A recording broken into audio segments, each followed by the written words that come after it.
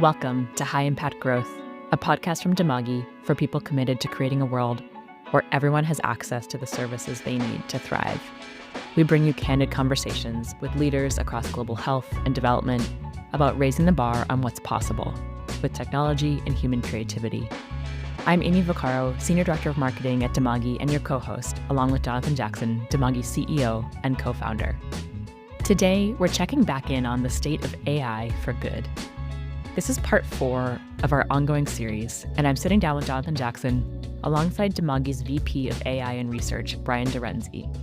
Since our last episode on this topic, the technology has made staggering leaps, but the global health market has also been rocked by changes in funding. We explore the massive tension this creates, why AI accelerates human intention, but can't replace critical thinking, and the fascinating research Dimagi is doing on hidden bias in frontier models. We also get into the risk of pilotitis and why you must review your AI's work by hand. If you're wondering how to practically and responsibly apply AI in your work right now, this is the conversation for you. All right. Welcome back to the podcast, Brian. Good to have you here. Thanks, Amie. This is actually part 4 in an ongoing series about AI for good.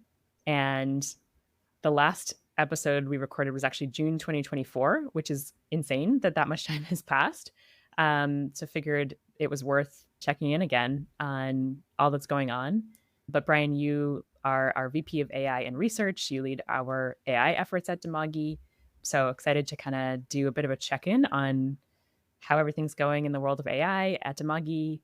And I know a lot has changed since our last conversation in terms of the technology has made crazy leaps and bounds. And then, of course, the market has imploded. And so there's been a lot of change on the global health side of things as well. So before we get into kind of the deep end of the work that you're doing, I want to just quickly check in terms of how are you personally feeling about AI these days? I think probably largely the same as what I said. I think there's a lot of upside and advantage to it. I think I found some AI workflows that work well for me in supporting the work that I do. I find it intellectually stimulating in a dopamine hit kind of way, just sort of the speed at which the whole field is kind of moving forward. And if I kind of pause and sit back and think, where are we going with all of this? Then I get a little bit nervous, and I still am. I think we talked a lot about the potential for dystopia, and I think that doesn't feel resolved in my mind. So I think I still have a lot of those concerns, and part of me wants to say oh yeah, let's just stop here. This seems pretty good. We made some progress. Let's kind of absorb this and slow down, and that doesn't seem possible at this stage. I think it's Anthropic maybe that talks about holding the light and the dark in your head at the same time or something, or thinking about all the positive upsides and thinking about the potential for it, and then also recognizing that sort of potential for dystopia and trying to actively work against that. So I think I'm still in that state even now, but it is wild how much more capable things are, how much better workflows have gotten just even in the last 12 or 18 months. Yeah, I think that Brian and I get to spend a ton of time talking about AI at our platforms level at Dimagi and building new features into products. And Amie and I talk a lot more about how it's disrupting how our teams work, how we work. And I can't believe it was a year ago, Amie, or over a year ago at this point, that we had that last conversation. But since then, I've had personal experiences that have kind of just blown me away, even when I'm using these things on a day-to-day basis. But I've now started doing a lot of programming again. I used to program and was a trained software engineer in college. And it's insane what I can build on my own. And not only is it crazy that AI can do it, but the way it changes how I think about my role in providing thoughts or requirements to our product teams, or driving what we can do forward has fundamentally shifted, because shortening the distance between the people who are envisioning what they want to build and the people who are building it just feels like you can close that gap so much more than was feasible pre-AI. The other experience I've had is building AI applications with my kids. So I found myself regularly teaching them how to prompt the AI correctly in a way that I wasn't doing before. We built the lacrosse face-off app together with my 11-year-old. using Cursor. And so some of these experiences where it just, back in June 2024, when we had that call, it was kind of like all interesting and lots of stuff that we were doing here at Dimagi, but at a personal level, I've had like multiple different use cases and experiences where it's like fundamentally changed what I would have otherwise done, either with my family or professionally, that because of the new capabilities that AI have come out with, primarily in the software engineering space for me, but I know the same is true of media generation and a lot of other fields that I'm less in day to day. Yeah, it's wild, and I love that example of coding in Cursor with your kid, John. Brian, you mentioned just like high level, there's some workflows that are adding a lot of value for you. Can you share any light on like what are some of those places where you personally are finding it really useful? Yeah, I think the first thing I should say is I'm very much using it in the AI accelerating human intention and kind of amplifying human intention version. So I think outside of some very small use cases, I've not seen versions where you can kind of skip the thinking piece. And so I was talking to our tech team about this the other day. There are times where you're like, he's working on this large system and you're thinking about a new feature or thinking about, I should shift to this or add this. And it just kind of feels like a hassle. Like there's a lot of work to do, but AI really like lowers the activation energy, for lack of a better word for that, and really takes things that would have been onerous, would have been a huge hassle, and just really like makes it a lot easier to approach. And in some ways they're kind of like an electric bike. Like, one version of an electric bike is like, it just like flattens everything out. So if you've got hills, like suddenly the hills feel flat, and like you're still on a bike, you're still pedaling around, but like any of those like big annoying pieces. And so I've been using it for tech stuff, kind of spinning up quick little things or proposing changes or kind of building stuff. I've also been using it a lot in writing. And this is where I think it's really important to stress the fact that you can't skip the thinking part.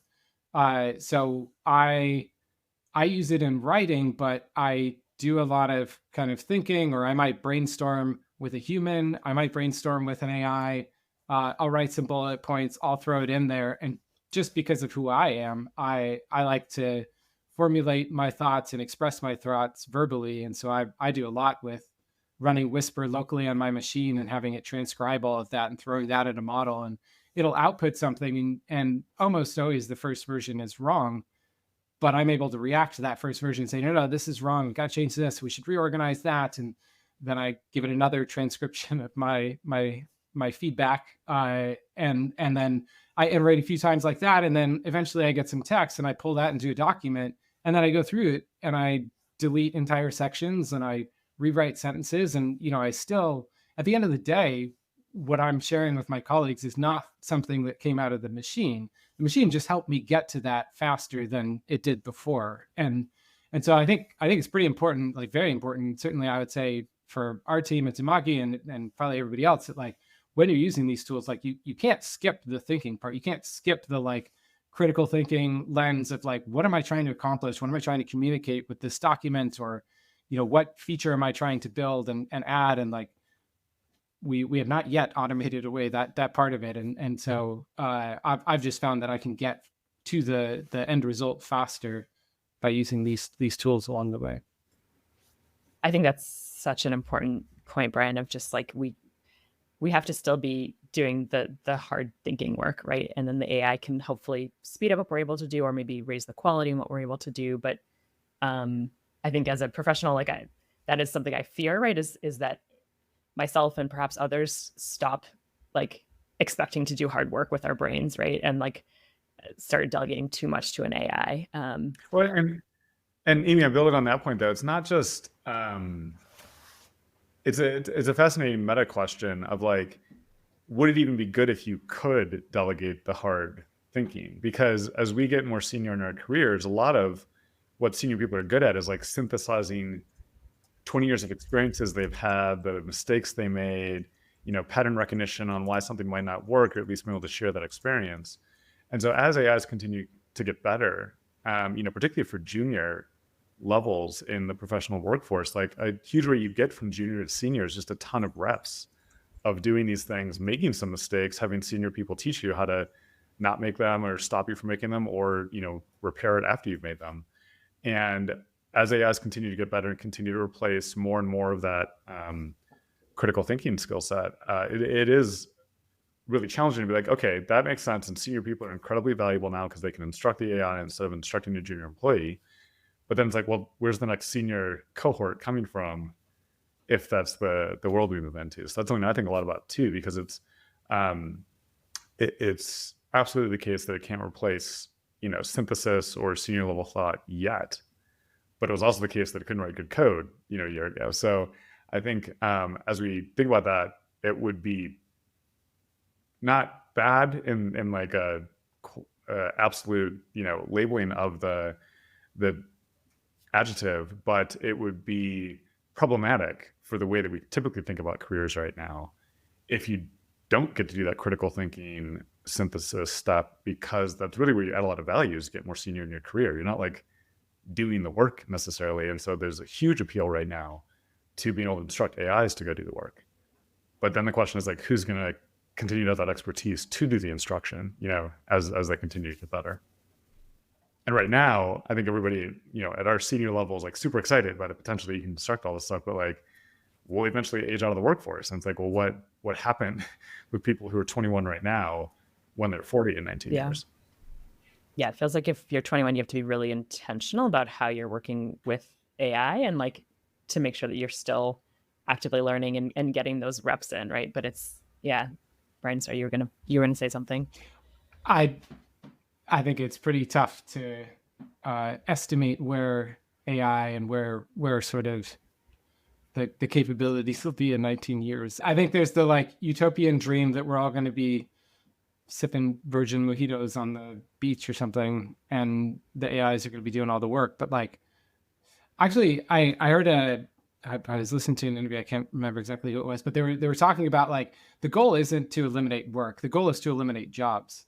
And one of the people was making the point. They're like, oh, if you like look at kids, like if you leave kids alone, whatever, like kids will like start sweeping and like cleaning up and like building things and like doing a bunch of work.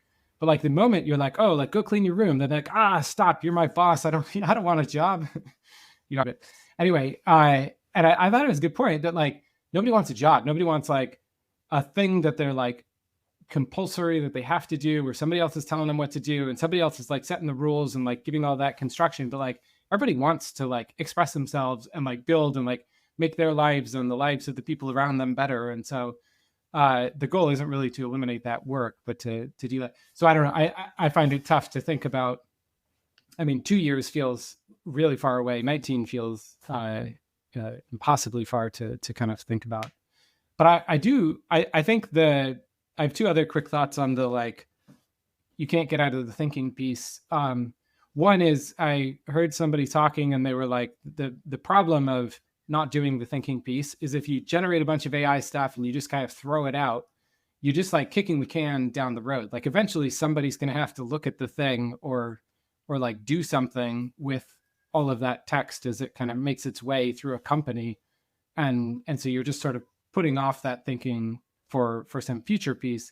And then the second piece that kind of came to mind is, this is something that we tell our own team. So we have various projects where we're building various LLM powered tools for things. And one of the things that I've been saying for a while, and I think John and others are saying as well, is like, you have to look at the data. Like you have to look at the transcripts. You have to be like deeply involved. You have to understand what's actually happening with the tools that you're creating. And this goes back to like early machine learning things of, Karpathy and those guys, like they spent a ton of time like just labeling data and like looking at data and understanding the ways that things are failing and doing error analysis. And like, you have to kind of live in that space to really develop some intuition and get some sense of what's going on in order to improve it and whatever. And so I think it's all kind of comes to it all feels like different versions of the same thing, right? Where we have to think critically, we have to be intellectually and mentally engaged and build off of that. Yeah, and I think building on that, Brian, one of the things that's been fascinating in my role as the CEO of a tech company in the AI for good space, trying to go through this transition, and Brian mentioned this, he and I have been debating a ton on both creating the technical capabilities to evaluate how the AI use cases we're trying to deliver on are going. But there's another piece that I think about a lot in my role is who knows what right is in a lot of these use cases, right? So it's like, is an AI being good if a community health worker in rural Africa starts talking to it about, her income, and it just says, "Oh, I can't help you with that. I'm a bot, focused on this other thing," or is that a bad answer? And what are we really trying to do here? We're trying to improve the job that the CHW has, her livelihood, her sense of community. So if you just punt on some of these tough answers and you're like, "Oh, I can be the technical support agent for your app," is that a good bot, or is that marginally better than it would have been in today's world? And so thinking through that piece, which is like, what is value when you're doing these evaluations of these bots and tools, but then also like who gets to set the problem space, given that AI is really expanding what any one person at Dimagi and probably at every company could hypothetically be accountable for. And so one of the things I'm doing with Brian and I is I'm like, you and I and the other team leading the project, we're going to go in together and like label this data by hand, look at every single transcript, because until we're in there reading what's really going on, we won't have a sense of like the texture of the conversations that are happening. We won't have a sense of like, practically just how hard it is it to come up with a like good, bad qualitative assessment of the conversation, and obviously, if Brian and I and the team can do it, then the next step is like, well, can an AI do the labeling for us? And there's a whole set of other questions you want to get to. But I find this fascinating of like, ChatGPT has just exploded, right? And it's obviously an amazing tool that a lot of people like. But is the goal that I like it, or the goal that it like helped me take the next correct step on what I started prompting it on? Obviously, ChatGPT's primary goal is that like it eventually monetizes me as an end user, in whatever way it's going to choose to do that. So like, it's not necessarily going for correctness so much as me wanting to continue to use the tool, right? And so as we think about this, like, what does AI for good mean? Is the goal that the CHW comes back to our AI-enabled chatbot over time because she likes it, or is the goal that like we made her more money at some point? Yeah, and so like these are really difficult questions to wrestle with right now that have very complex answers. And we're already seeing this play out with how AI companies are thinking about embedding ads or different things in the tools. Yeah, so it's fascinating. It sounds like there's like just this emerging, like we're learning as we go about where like humans need to still be super involved, right? It's not just in the upfront thinking, but also the reviewing, the analysis, and being really thoughtful about what is the end goal of all this, and also keeping in mind that the AI you're working with maybe has its goal is to make money off of you, right? Like, so how do you factor that all into what you're doing with it? I'm curious, like, John, you started to talk a little bit about AI for community health workers, which is one area that we've been working on. But even before we dive into like our specific work, Brian, I'm curious from your perspective, what surprised you about kind of the trajectory of this AI for good movement over the last year or so? That's a good question. I think I would say it's still finding its footing, if I'm being perfectly honest. I think people don't know where the low-hanging fruit is. I think people don't know yet sort of which problems they can make progress on by, if they push on them, they'll make progress, and which problems are somewhat intractable. So I'll give one example. I think I might have mentioned this in a previous episode, but we were talking to one of the big AI firms at some point, and we were talking about low resource language support. And we're like, oh yeah, in this language or that language, it's pretty poor. Like, is there, what can we do? And the feedback we got from the team there was they were like, oh, we need 1 billion tokens. Like, if you can give us 1 billion tokens in that language, we can move the needle on the language. Otherwise, don't even bother. So that feels pretty difficult to kind of engage there and really be able to move the needle. We don't have 1 billion tokens of anything to be able to share and kind of push on.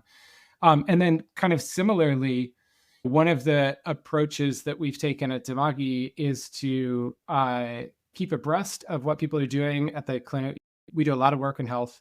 There are some folks that are pretty focused on the clinical side, and I think Dimagi has kind of intentionally let other folks push that forward to see if they can get better clinical decision support at the point of care out of models. I think in some ways it's a much higher risk application. Getting something wrong there has higher consequences than other use cases. And I think we've been more focused on looking at things like training and supports and being able to like analyze messages that are coming in and doing kind of sentiment analysis and topics and things of that nature. And I think there's kind of a lower risk. You can build tools faster. You can probably get value faster out of them. It's kind of the approach that we've taken at the moment. But I would say largely in the overall sort of AI for good, I think there's a lot of small anecdotal success stories. I think a lot of people are excited about what's happening with AI in agriculture. I think, some of Google's more recent models around weather, there's a lot of excitement about what that could do for farmers. A lot of the like take a photo of your crops style things are getting a lot of traction. I also think there's probably a lot of just low-hanging fruit in terms of creating better access to data or more natural ways to access data and information that we've already curated and put together. So we're doing a lot with even on CommCare itself. We have a support bot on Open Chat Studio. We have a support bot. We're building support bots for frontline workers through our various Connect programs to be able to help them with the interventions they're delivering, to be able to help them with the tools that they're using to do those, and just trying to provide a better interface to kind of get that support. And I think there's probably a lot of low-hanging fruit there. But again, kind of stepping back to your question, high level, I think there's a lot of open questions still, and I think people are still trying to understand where to make bets and where to make investments and how to push AI for good forward. Yeah, I think one of the areas that I'm most interested in, just because I've seen the potential in some of the work I personally have been involved in over the last several months, is what a friend, CEO of Nextleaf, Nithya, calls operational AI.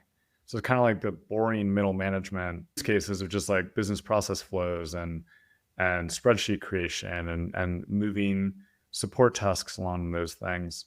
And I think there's a lot of the flashier use cases like clinical decision support and like, doctor in a pocket and Brian's examples of like weather and all this stuff. But I think there's a lot of huge value that we haven't figured out how to crack in AI for good around, because of the changes in our industry, dollars got to go massively further than they have in the past. A lot of people who are working in our industry, unfortunately, no longer are. So a lot of work that was getting done is no longer staffed at this point in time. And so I think there's a big opportunity to say, how can even the capabilities of today, but certainly the capabilities of tomorrow, assist in much more of the human augmentation, right? I already know what I want to do. I just want to get it done way faster, way better. Whether that's supervision or support and those tasks, that's a really exciting area to me. And I don't think our industry is really Dimagi certainly hasn't, but I don't think our industry as a whole has kind of figured out how can AI play a role in that, on having an agent in the hands of every director in the government, trained with their data that can kind of do the work that maybe a junior analyst was doing in the past. So that's another one in the AI for good space that we haven't seen take off, but I think there's a lot of potential there with the capabilities that already exist today, being sufficient to make a lot of progress there. Brian and I have talked a lot about these use cases, and we have a couple that we're testing right now externally as well. Awesome. Yeah, it's Brian had mentioned the CommCare support bot, which we launched last month, already getting some really great feedback there. This is a bot that's trained on all of the documentation in CommCare and can give answers immediately. And it's, feels like a pretty straightforward, basic use case, but already we're seeing just so much value added there where people are saving time getting the answers they need, and it's directly in the product. And so, it sounds like, John, you're kind of articulating there's probably a lot more of those sorts of like less sexy use cases, but highly valuable, making sure people can get the information they need when they need it. So I'd love to actually dig in more on like, where is the work, like what is the work that we're doing? And I think I'll kind of bring us back to the frame we shared in the last episode, the part 3 of this episode, where we talked about Dimagi's work in AI. And I think we kind of mapped it into 3 buckets. One was sort of direct to client use cases. Another was how can AI support community health workers? And then another was around ecosystem and tools. My sense from conversations with both of you is that that AI for CHWs is actually one of the key places where we're investing, although maybe we're still investing in all three. But I'd love to just hear, how are you guys thinking about our priorities? And if we are prioritizing the AI for CHWs, why is that a focus now? Yeah, I mean, we have done a lot of prioritization of the AI for CHW use case, both because it's one of the most common use cases run on our CommCare platform, and it's the major focus of our new Connect platform. So whether that's a coaching agent or a Q&A agent for the frontline worker themselves around how to use our technology, or more importantly, probably how to properly implement the program. So we have a use case for kangaroo mother care where frontline workers are going out to small and vulnerable newborns to teach, coach, help families and mothers care for very high-risk birth and how to make sure that baby is healthy and survives. And there's a lot of complexity to how to do that intervention properly. There's a lot of logistics to coordinate with the family. There's a lot of thinking through how to train the mother to do it properly. And so you can imagine a lot of questions a frontline worker might just have on how to do the intervention, ignore our technology or the role that Dimagi plays. And that's a great use case, to be able to support, because it's heavily evidence-based. There's a lot of research that's been done on how to do this properly. So if that can be more readily accessible to the CHW and the frontline worker, that's a great use case for AI. And we continue to do a lot of direct-to-consumer, direct-to-citizen work as well on all sorts of health topics and issues that are all going quite well. In fact, to my surprise sometimes, in terms of the acceptability, the quality of these use cases. So that's really exciting. One question we keep coming back to though is like, what's the end game here? You're not going to have 50 chatbots you have to interact with to get content for what you do as a community health worker. You're not going to have 50 chatbots to interact with as a citizen.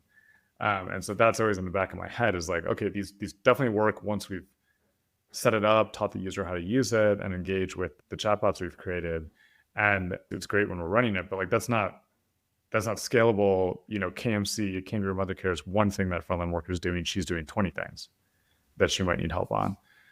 So thinking through what's the level of specificity versus generalizability is an interesting challenge in our work. But at the platform level, one thing, Brian, love for your comment that's been surprising. So when the CommCare team built this chatbot that's gotten really positive feedback for supporting CommCare, we didn't constrain the team to use the platform Brian built with the team for Open Chat Studio. We did like a whole market assessment.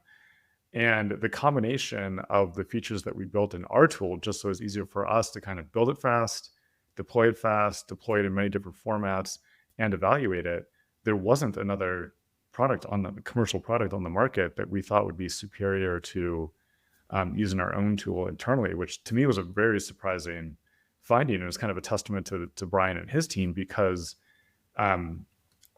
you can do a ton of work on getting the right documentation into the agent. You can do a ton of work on fine-tuning the agent interaction itself. You can do a ton of work on evaluations. These are all very difficult, separate problems. But if you don't have them all in the same tool, it makes it incredibly difficult to have confidence you can roll something out and know that it's actually doing well. And Amie, we were talking about the chatbot that you just released for CommCare, and I kept asking Jillian, our managing director of that division, like, under what conditions are you going to have to turn this off? Like, how will you have the data to know this is actually more annoying than it is good? And so like just thinking through those problems became interesting. And so the tool that we've built, although on its face, an agent building platform sounds like the least smart idea to do right now, given just the explosion of investment going into AI. But like when you really take a step back and look, connecting these use cases end to end and being like, what does it really take to think about something, to build it, to deploy it, and to evaluate it? There aren't a lot of tools that we found, at least, that really help you do that end to end very well. Yeah, we tried to get him to use not Open Chat Studio. We actively threw out some alternatives and certainly didn't force the issue that they do it on Open Chat Studio. So it was certainly nice for the team and like a positive reinforcement, I guess, of the work that we've been doing.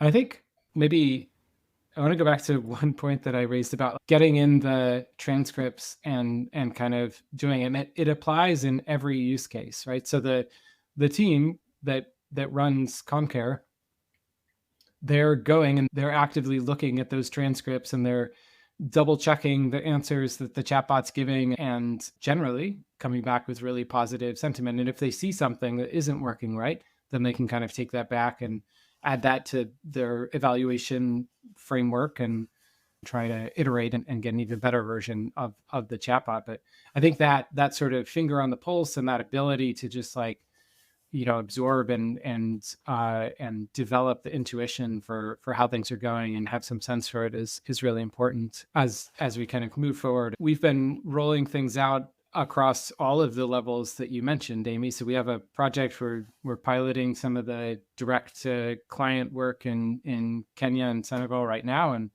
we've had really interesting, like as a team, we were looking at a transcript the other day, and I thought it was really interesting to see because the young person who was using this family planning chatbot, they started by kind of asking a bunch of questions that had nothing to do with family planning. They started by asking like, oh, hey, chatbot, what do you think of my country?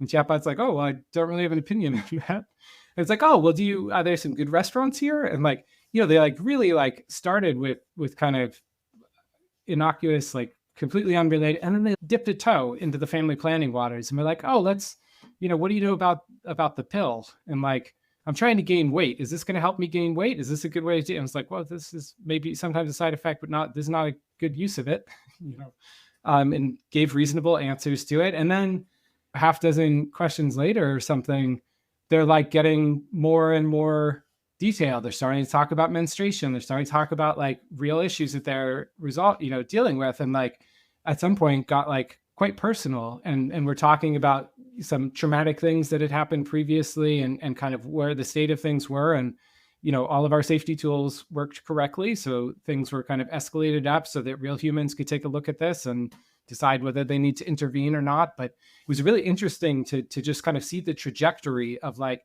yeah, let's start about like, what do you think of my country? And like, there's kind of that idle chit chat to just kind of like work your way in and like, it's responsive, it's coming back quickly, it's speaking to me in my language. And then I'm like slowly opening up. And then suddenly where I had this horrible thing happen in the past and I still feel some trauma and like, is this normal? And yes, this is normal. Like, and being able to refer and connect to external services and things. And so I think it's nice to see when things are working, but it also feels very important to be reading those transcripts and understanding and ensuring that all the safety mechanisms that we've set up, and obviously we've tested in quite detailed ways, but like it's nice to see that all kind of functioning correctly and hopefully there's some value coming out of this and engaging with that. That's an interesting example, Brian, that kind of makes me think about a book that I think, John, you've read, Culture Map, where they talk about different ways that folks from different cultures engage. And I think Americans are very much like, we just get straight to business. And there's like a whole other end of the spectrum of like cultures where you actually just need to like know someone as a human before you're actually going to do any kind of business with them. And that example reminds me of that, right? Of like, they're like, I just want to get to know this chatbot a little bit. Like, who is this person? Can I trust them?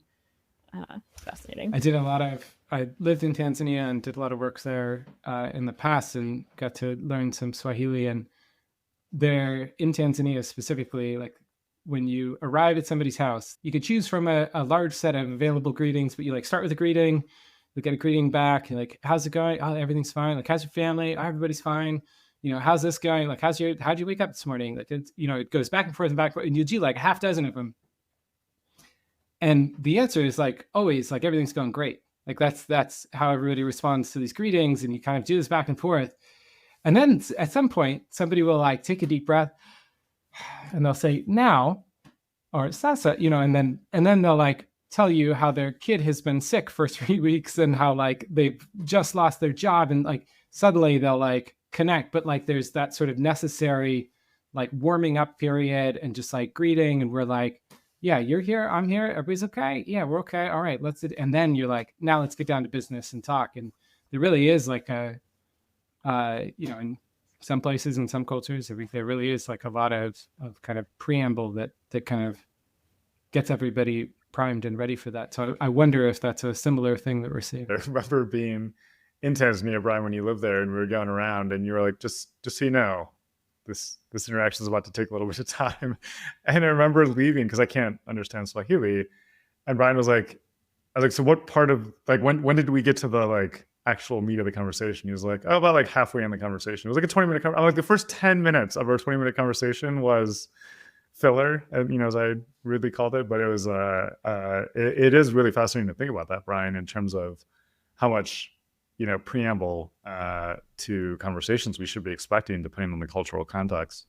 And maybe to your point, like certain cultures might want to get straight to the point and be like, I have this very specific question on family planning, but others might be like, oh no, we're going to do this the way I interact with humans, and we're going to start abstract, and then if I like you, we'll get to a real discussion.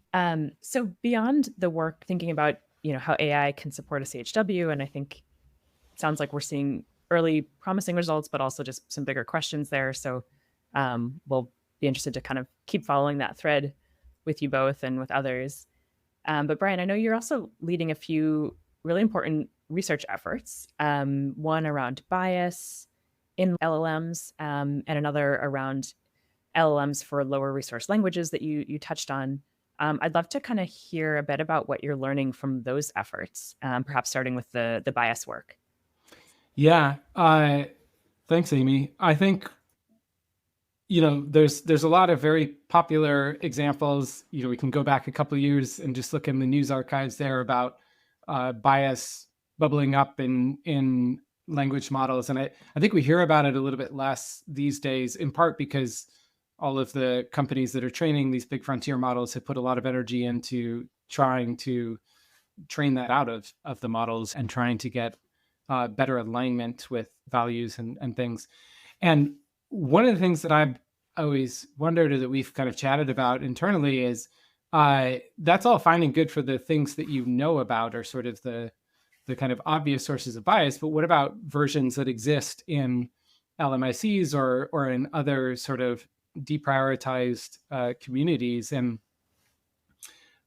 so we've just started this work. This is very early days, but one of the first things we did to kind of explore this was ask the model to generate some narrative. So I think we asked one of the frontier models to generate a single short story about a shopkeeper, a thief, and a customer in Nairobi.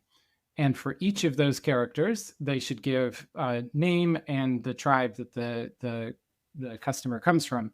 And we ran that, I think 10 different times for the same model. And 90% of the time, the shopkeeper was Kikuyu. This fits kind of a Kenyan stereotype of Kikuyu people being very entrepreneurial and very business oriented and everything. But then what was surprising was that 80% of the time, the thief was Luo. And that's certainly not a stereotype that I'm familiar with within Kenya. And I don't know if I've completely got my head around it, but the work that we're doing is trying to like explore this and surface this. And we want to, let's change the prompt slightly and see if this is robust and whether these kinds of things exist. Because the way that I understand, which is tenuous, but the way I understand that these models work is that there are these embeddings, this like crazy hyperspace, and all these like concepts get kind of linked together. And if it is the case that for that particular prompt, the thief and Luo concepts are kind of closely linked together, then those links exist within the model. And when you're engaging with the model in a different way, those links still kind of exist, even if they're not articulated. And how does that affect the outputs? It kind of surfaces some potential issues that could cause undesired behavior in other circumstances. And so I think our goal is really just to sit down and look from an LMIC perspective. We're doing this work in Kenya and also in Nigeria, and trying to understand how the frontier models have kind of absorbed and codified essentially various biases and stereotypes into the models themselves. So we've got a team that's working on that now, and looking forward to kind of seeing where that work goes. Yeah, that's fascinating, Brian.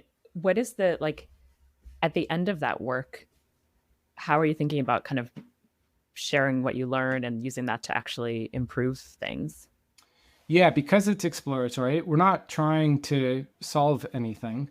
We're really trying to articulate the problem, and we're trying to surface those examples. And so I think we want to kind of share what we find large and wide, whether that's through blog posts. Maybe we'll talk about it more in a future episode here, or putting together a report with kind of more details both about our methodology and kind of the findings. I'm really interested to see how these findings differ between the different models. We know that certainly the different major models are all different, but even the different versions of particular models can vary quite a bit. And we've seen that in some of our other work. So I think our goal then is to package it all up and be able to distill some of those learnings and put it out there in as many different forms as we can. Yeah, awesome. We'll definitely look forward to kind of picking that trail up in the next conversation. And then similarly, maybe in a nutshell, what are you finding on the low resource language front and how models are handling them? Yeah, so this is a good segue. We're seeing a lot of differences between the different models and between the different versions themselves. So the main thing that we're focusing on is natural language generation. So there are existing benchmarks for natural language understanding, where you feed a bunch of target language or foreign language material to the model and see how well it does on a multiple choice quiz, for example. But there's less work happening on the natural language generation, like how well the models are able to produce a particular set of sentences or text in a particular target language. And the reason is that we can't figure out a good way at the moment beyond human review for actually marking those. That's obviously the gold standard. So we're asking models to generate across a range of different topics, asking all the frontier models to generate sentences, and then shipping those off and sending those to colleagues to do human review from native speakers and linguists, and then coming back and looking at those. And a few things that are kind of surfacing is that there is a big difference between the different frontier models across languages. There are some models, early reports, Gemini seems to be quite good. Gemini 2.5 Pro, it seems to be quite good across different languages. But we're also seeing really interesting things like, at least in our work, it appears that GPT-5 is worse than GPT 4.1 in Swahili. Seems to be better in almost all the other languages that we measured, but in Swahili, there's a drop in performance. And similarly, a lot of the Claude 4, I think we did Claude 4 Sonnet, I think those were worse in performance than Claude 3.5 Sonnet. And I was talking to an engineer at Google about this at some point, and he was like, yeah, and it's actually not a surprise if you don't have evaluations that are kind of built into the system when you're training these models, or rather doing the post-training, you can kind of train those things out. So the way it works is there's a big pre-training phase. They ingest a whole bunch of language, and then there's a very extensive post-training phase where they do a lot of that reinforcement learning with human feedback and supervised fine-tuning and everything to really get the alignment and to train for certain things. And I think there's been a recent push of getting the models better and better at coding.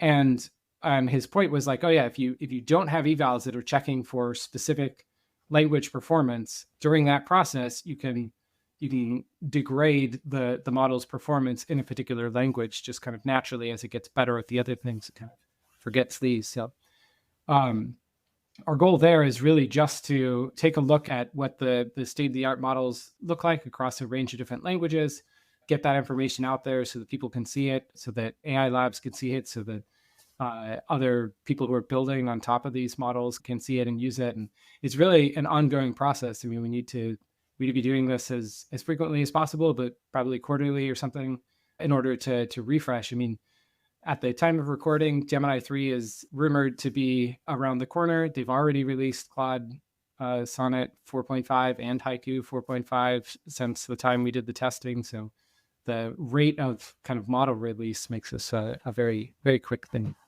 It's so interesting, Brian, and I'm really glad that you're spearheading this work. And one of the themes I'm taking from that is like just the evaluation piece, just still being so important, right? For the models to be evaluating how they're performing in each of these languages. John, I'm curious, there's a lot of investment happening in AI, but a lot less so in AI for good, is my understanding. How is the overall investment in AI affecting progress on AI for good. Yeah, and this mirrors themes that we've had in the last several episodes, although when we were talking back then, even though the rates of investment were crazy, they've gone way up. So I heard estimates that $1 billion a day of venture capital is going into AI companies right now. That is a ton of money.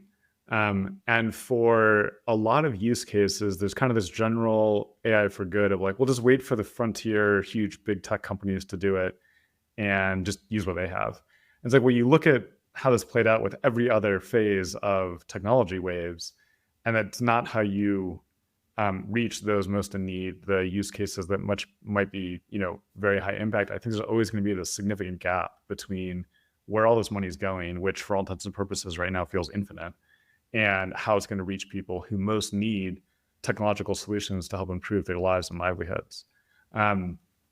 The thing with AI though right now is like, I think a lot of people started to be concerned we're in a bubble in terms of AI investment, just like we were with the .com boom and at other periods. And one of the things that I read recently, I forgot the author, but they were talking about how we don't need to be wrong that AI is going to change everything. Just like we weren't wrong that the internet was going to have this huge impact on commerce and on society. You just have to be a little bit off on the timing for a lot of stuff to go wrong, right? So if it just takes an extra year or two commercially, that means those companies are going out of business. For AI for good, you don't have to be that impatient. So one of the upsides of AI for good is slow and steady investment can go a really long way when put into the right problems over a long period of time. And so, we're spending a lot of our time in trying to advocate for funders to spend time thinking about how AI can really transform community health workers and support them, because we believe so deeply in the positive ROI and cost effectiveness of community healthcare workers. So that's a use case that we really want to keep pursuing and keep investing in. But these models are going to keep getting better, a lot better potentially. And so there's also this excitement of, with $1 billion a day flowing in this industry, even if a lot of companies end up not surviving, a lot of progress is going to get made. And hopefully the work that Dimagi and others are doing can bridge that progress and applying it towards use cases that we care about, that we think are some of the most important in the world. But I think there's the increased level of investments are only making it a bigger gap, I think, in terms of all the focus being on commercial use cases right now versus any thinking going into AI for good. So we're proud to be, among the people thinking about that. There's plenty of others, but the huge amounts of investment, like I think everybody, and like it causes everybody else to have to be really focused commercially. So I think conversations that maybe OpenAI or Anthropic or Google were interested in having a year ago, given the arms race that is the AI field right now, might be unfortunately less able to make the time to think about those things right now.